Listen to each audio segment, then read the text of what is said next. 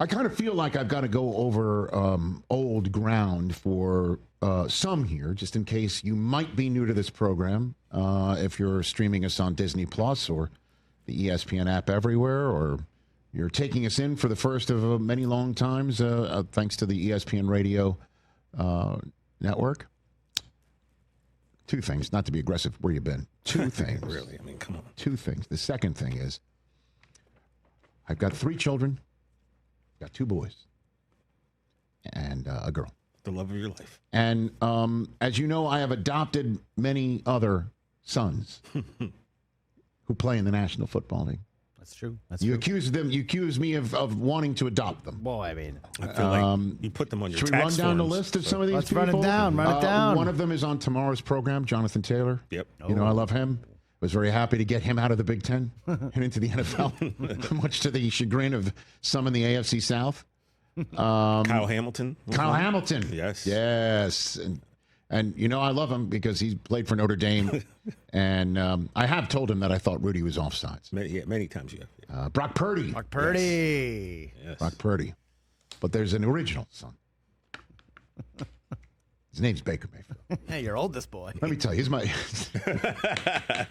The real oldest boy, again, is Xander, 17, right, of and course. Cooper is 14. Of course, yeah. And then there's Baker Mayfield, who is now, I guess, of all my adopted sons, He's 30. the most grown-ass man there is. Yeah, right. And we left out a few, too. You know. Yeah, we did. But Baker Mayfield, he basically had me at hello. A couple times, just like, you know, a parent with their child, you have to sometimes Let them figure it out on let their them figure own. it out You on know their what I own. mean? Remember he wouldn't shake Hugh Jackson's hand in Cleveland? Well, I think he had every right to not do that. I Yeah, understand, yeah, but there was some pushback. But, Sure. you know, obviously, when he plants a flag in the middle of the horseshoe, you've had me at hello. Okay? And I'll tell you, he is just, what he has become in the NFL is truly remarkable. We all know his journey. We all understand Cleveland decided to go with Deshaun Watson instead of him. He winds up in Carolina. They wind up cutting him. He winds up on a very short week, as in 24 hours, starting for the 3-9 Rams, who need some quarterback play of somebody who has some experience because everybody was hurt. Yep. He comes in, he hardly knows the playbook, and he leads a fourth quarter comeback for the Rams. It's really stuff of the ages, and then he's the guy. You never want to be the guy after the guy. Certainly when the guy is Tom Brady. You want to be the guy who comes after the guy. After that guy. That's where you want to be. You want to be 2 guys removed from the guy, if possible. And all he has done is win football games for the Tampa Bay Buccaneers, who have now started 2-0, 5 straight seasons, because Baker Mayfield in weeks 1 and 2 led fourth quarter game-winning drives with hardly any time left in Atlanta and in Houston, taking on the team that we all believe they have to beat in order to win the division, even though they didn't last year. But I think that's the way we go about things in the NFL. Winning division games on the road, that's the gateway to winning a division.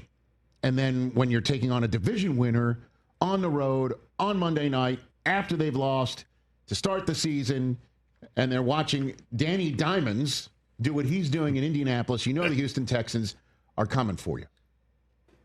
And Baker's essentially saying, come at me. And I can't get enough of that. How many times do you call a quarterback a football player? Because this guy plays football.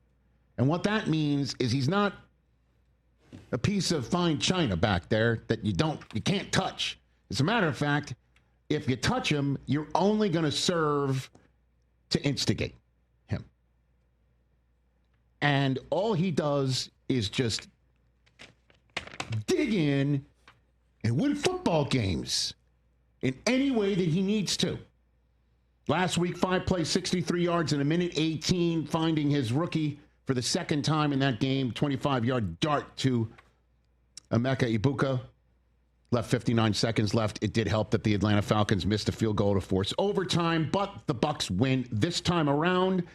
The special teams play of the Texans overcomes the offensive issues that they had all night long protecting C.J. Stroud. They take a late lead when Nick Chubb bursts through for a 20-yard dash and 25-yard dash. I don't mean to short him.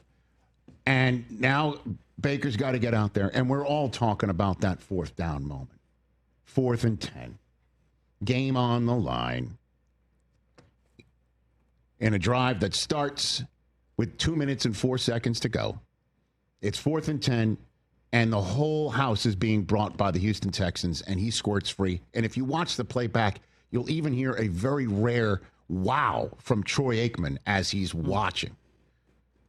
You know, normally Troy doesn't say anything while Joe Buck is making the call, but you'll hear Troy Aikman go, wow, because it was a wow play as he's upended by Chauncey Gardner-Johnson.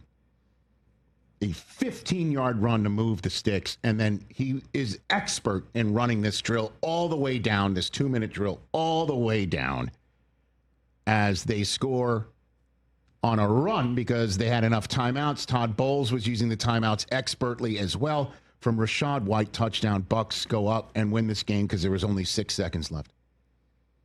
But that's not the play that I'm talking about. It was the one with 9:20 to go. That is absolutely Baker Mayfield to a T. And I'm not talking about the dart throws that he's throwing to Mike Evans when he's blanketed. And I'm not talking about the other terrific touch throws or his ability to move out of the pocket, get first downs with his legs. It's the moment I'm talking about. With 9:20 to go, 3rd and 10, and he runs for 16 yards and grabs his left leg after he goes down. And Joe Buck said out loud what I was saying on the couch, Baker Mayfield is hurt because he's reaching for his leg and he's leaned over, right? I turned my head like. And Chauncey Gardner-Johnson stands over him and starts to say something to him, and he gets straight up and gets right in, in Chauncey's grill. And you know what I thought of? I thought of like, this is like a superhero power where he's hurt, the superhero is hurt, and you're trolling, your maybe competitive spirit. Your disrespect fuels him? Feeds him, and he now becomes even more strong to whatever he's grabbing that's hurt. He forgets about it. And he's now in Chauncey Gardner-Johnson's grill. It's like the Hulk. Don't get him angry because he's going to come out. That's what I thought. And then just his demeanor after the games now. It's totally different now. When he was younger, it's just like he's a bit of a punk. Yep. You know, what have you done? Now he's done a lot. And deserves this sort of kudos and respect. Just watch his reaction and a little bit of the old young Baker coming out when he rolls his eyes talking about Chauncey Gardner-Johnson hit it. Yeah, me and my buddy Chauncey in the open field. Yeah, just obviously they did a good job adding on the press. It wasn't like a all-out zero blitz, but when the back blocks, the backer and man coverage adds on. So fortunately, was able to get out of that one and get through. And then, just seeing green grass and 4th down, 2-minute drive, trying to do anything it takes to get a chance to win. I love it. Can't get enough of it. Now the Bucs go home at 2-0. They go home at 2-0, and all Todd Bowles has to do, just one split second. It's so out of character for him. I mean, he's so out of character for him. Just go up to Baker and go, you know, Baker, how you become what you become because a team that brought you into the league left you or got you out. Well, my first time being a head coach, the Jets let me go. You know who's coming into town next week? That's all he's got to say. Just a little bit of that to Baker Mayfield. Look out, because the Jets are coming in at 0-2, and Todd Bowles can just stick the knife in. And then the week after that, the defending world champs come in. How do you not want to sit and watch Baker versus the Eagles in week 4? Good Lord. At Seattle, home for San Francisco, then 2 at Detroit, 2 at New Orleans. I'll tell you what, man. I know a lot of people were saying the Bucs are not Super Bowl worthy. or they are Super Bowl worthy, and you got to see it to believe it. Do not sleep on them. We're all talking about, Rams at the Eagles this week for good reason. We got Jordan Love coming up in 6 minutes, talking about him for good reason. Got to throw the Bucs in this category. Now let's get him healthy. Let's get Tristan Wirfs back. Kalijah Cansey left the game last night. Godwin's coming back at some point. But this kid Ibuka, he's really good. Beast. And Irving and Rashad White are a double dip. Mm-hmm. And Baker's doing his thing, man. Baker's doing his thing. And if Hassan Reddick can get a few sacks, it's better than what the Jets got out of him. Oh, that's another thing. You want to get someone motivated? Although the Jets are probably motivated to bagel Hassan Reddick. Bucs are off to a really nice start. And Baker Mayfield now, just to finish up my thought, his 14th game with 2 or more passing touchdowns since 2024. He's tied for the most in the NFL with Lamar Jackson. And the only other Buccaneers quarterback to begin his season with 2 straight game-winning drives is named Doug Williams. Doug Williams. And they're running it, and they're throwing it, and Baker is getting in grills. Do not poke the bear. Do not poke it.